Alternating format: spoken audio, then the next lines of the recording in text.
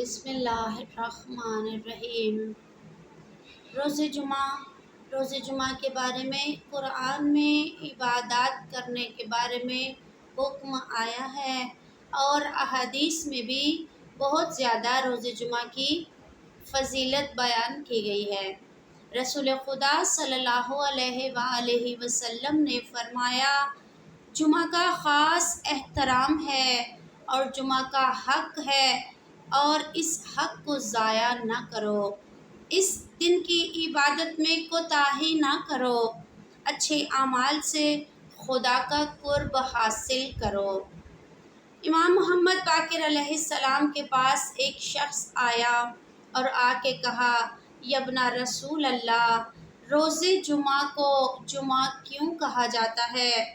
تو آپ نے فرمایا، روز جمعہ کو روز جمعہ اس لیے کہا جاتا ہے کہ اللہ تعالیٰ نے ایک دن تمام اولین و آخرین کی تمام مخلوقات کو ایک جگہ جمع کیا اور ان اولین و آخرین کی تمام مخلوقات سے ولایت پیغمبر و ولایت امیر المومنین کے بارے میں عہد و پیمان لیا۔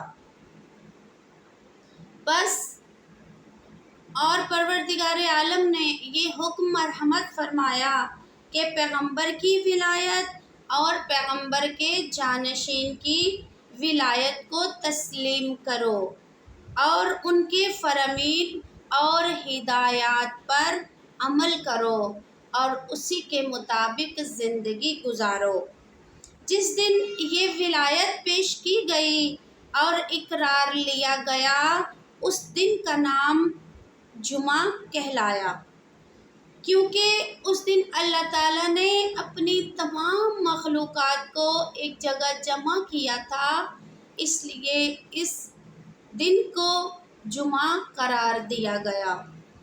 رسول خدا صلی اللہ علیہ وآلہ وسلم نے فرمایا کہ روز جمعہ باقی دنوں کا جتنے بھی ہفتے میں دن ہوتے ہیں ان کا سردار ہے، اور روز جمعہ ایسا دن ہے کہ جس میں نیکیوں کو کئی گنا بڑھا دیا جاتا ہے۔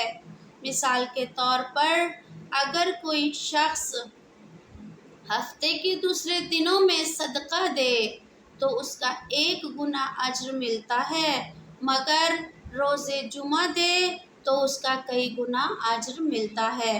اسی طرح نمازوں کے بارے میں روایات ہیں اور قرآن اور تسبیحات کے بارے میں، اسی طرح محمد و آل محمد پر اگر کوئی درود پڑھتا ہے عام دنوں میں تو 1 مرتبہ کا ثواب ملتا ہے، لیکن روز جمعہ کوئی پڑھے تو اس کو کئی گنا پڑھنے کا اجر ملتا ہے۔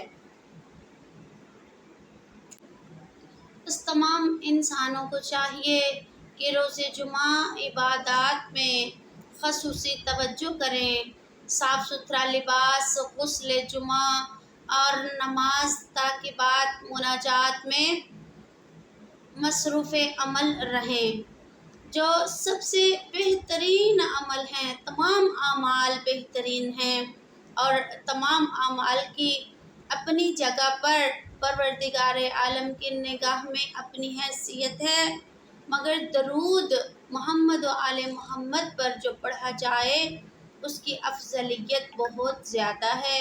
اسی لیے روایات میں ہے کہ درود محمد و آل محمد پر کثرت سے پڑھا جائے، یا کم از کم 100 مرتبہ پڑھا جائے، اور 100 مرتبہ درود پڑھ کے مرحومین کی طرف سے امام زمانہ کو ہدیہ کیا جائے یا 4 معصومین کو ہدیہ کیا جائے، اور اس کی نیت کی جائے کہ یہ میں اپنے، اگر والدین دنیا میں ہیں تو والدین کی طرف سے، اگر مرحومین ہیں تو ان کی طرف سے امام زمانہ کو، اہل بیت کو ہدیہ کرتی ہوں۔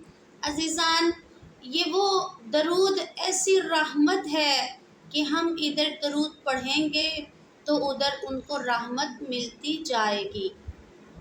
جب ہم درود پڑھیں اور کہیں پروردگار عالم تو محمد و آل محمد پر رحمت کو نازل فرما، اور اس کا ثواب اپنے مرحومین والدین کی طرف سے اہل بیت کو ہدیہ کرے، تو پروردگار عالم اس درود کی برکت سے فوراً ہمارے والدین پر رحمت کو نازل فرما دیتے ہیں۔ اور جب ہمارے مرحومین یا والدین کو رحمت ملتی ہے تو اس وقت وہ ہمارے لیے دعا کرتے ہیں، اور ہماری زندگی میں بھی وہ رحمت آ جاتی ہے، وہ برکت آ جاتی ہے، جس کے وسیلے سے مشکلات آسان ہو جاتی ہیں اور آسانی میسر ہوتی ہے۔ امام زمانہ فرماتے ہیں کہ جو بھی شخص چاہتا ہے مجھ سے توسل کرے، مجھ سے مربوط رہے اور میرے ساتھ ہر وقت رابطے میں رہے، تو وہ روز جمعہ یہ 4 کام ضرور کرے۔ یعنی یہ وہ کام ہیں کہ جن کی تاکید امام زمانہ نے خود فرمائی ہے، اور امام فرماتے ہیں کہ جمعہ کے دن نماز صبح کے کچھ دیر کے بعد دعائے ندبہ پڑھے۔ دعائے ندبہ ایسی دعا ہے کہ جس کی بہت زیادہ تاکید کی گئی ہے، اور فرماتے ہیں کہ ہمارے شیعہ 4 مواقع پر ہمیں ضرور یاد کریں۔ کون سے مواقع ہیں؟ عید الاضحیٰ پر، عید الفطر پر، عید غدیر پر اور روز جمعہ۔ ہمیں یاد کرنے کے لیے، امام زمانہ کو یاد کرنے کے لیے دعائے ندبہ پڑھے۔ اور نمبر 2 ہے کہ امام کی زیارت کرے، وہ زیارت کہ جو تمام زیارتوں میں سے بہت معتبر اور بہت ہی زیادہ مجرب ہے اور کثیر الاثر ہے۔ امام کے ساتھ رابطہ اور توسل کرنے کے لیے بہترین عمل ہے وہ زیارت آل یاسین ہے۔ بس آیت اللہ مرعشی نجفی اپنے وصیت نامے میں لکھتے ہیں، زیارت آل یاسین جب بھی میں نے پڑھی مجھے امام زمانہ سے ملاقات نصیب ہوئی، اور اپنے بیٹے کو وصیت میں لکھتے ہیں، بیٹا ہر جمعہ زیارت آل یاسین پڑھو، اور اگر یہ مشکل ہے ہر جمعہ نہیں پڑھ سکتے تو کم از کم ہر مہینے میں 1 بار ضرور پڑھو۔ اگر 1 بار بھی نہیں پڑھ سکتے مہینے میں تو مرنے سے پہلے 1 مرتبہ اس زیارت کو ضرور پڑھو، تاکہ تمہارا رابطہ امام زمانہ سے ہو سکے، تم امام زمانہ سے مربوط ہو سکو۔ اور نمبر 3 جو عمل امام زمانہ نے جس کی تاکید فرمائی ہے وہ ہے نماز استغاثہ امام زمانہ۔ یہ 2 رکعت نماز استغاثہ ہے کہ جس کی پہلی رکعت میں سورہ حمد کے بعد سورہ انا انزلنا، اور دوسری رکعت میں سورہ حمد کے بعد سورہ نصر کی تلاوت ہے۔ اس کے بعد استغاثہ پڑھے کہ جو مفاتیح الجناح میں صفحہ نمبر 108 پر موجود ہے۔ نمبر 4 جو عمل ہے جس کی امام زمانہ نے تاکید فرمائی ہے وہ عمل نماز امام زمانہ ہے۔ یہ نماز 2 رکعت نماز ہے کہ جو امام زمانہ سے متوسل کرنے کے لیے زود اثر عمل ہے۔ اور امام زمانہ غیبت صغریٰ میں حسن جمکرانی کو فرماتے ہیں کہ ہمارے شیعوں سے کہو کہ وہ اس نماز کو ترک نہ کریں، یہ وہ نماز ہے جو مسجد سہلہ اور مسجد جمکران کے متعلق بھی بہت زیادہ مشہور ہے اور وہاں پر پڑھی جاتی ہے۔ 2 رکعت نماز کہ جس کی پہلی رکعت میں سورہ حمد جب شروع کرے تو ایاک نعبد و ایاک نستعین کو 100 مرتبہ دہرائے اور پھر سورہ کو مکمل کرے۔ جب سورہ توحید پڑھے تو اس کو 7 مرتبہ پڑھے۔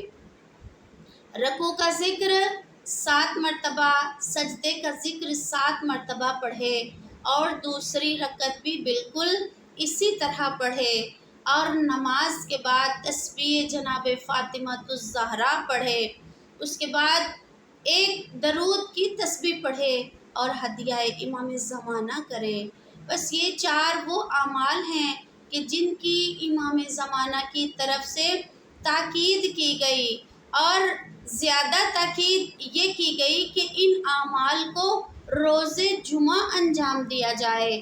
اگر روز جمعہ انجام نہیں دے سکتا تو کم از کم مہینے میں 1 مرتبہ، سال میں 1 مرتبہ، یا زندگی میں 1 مرتبہ مرنے سے پہلے ضرور ان کو ادا کرے، ان کو پڑھے، تاکہ ہر شخص، ہر مومن، ہر مومنہ کا رشتہ اپنے زمانے کے امام کے ساتھ جڑا رہے۔